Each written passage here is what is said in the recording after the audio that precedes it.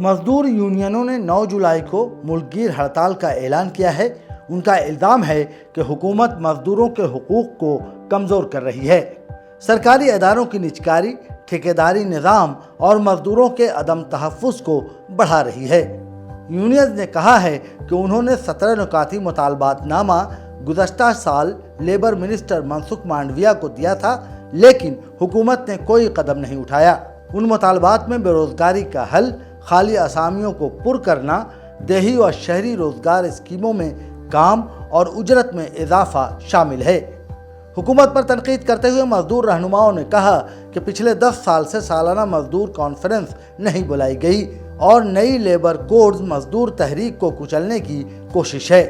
उन्होंने महंगाई, तनख्वाहों में कमी, तालीम और सेहत के बजट में कटौती और अदम मुसावात पर भी शदीद तशवीश जाहिर की।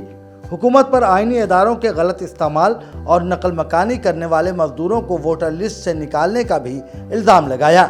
ख़ास तौर पर बिहार में मुश्तरका किसान मोर्चा और ज़राई मजदूर तंजीमें भी इस हड़ताल की हिमायत कर रही हैं।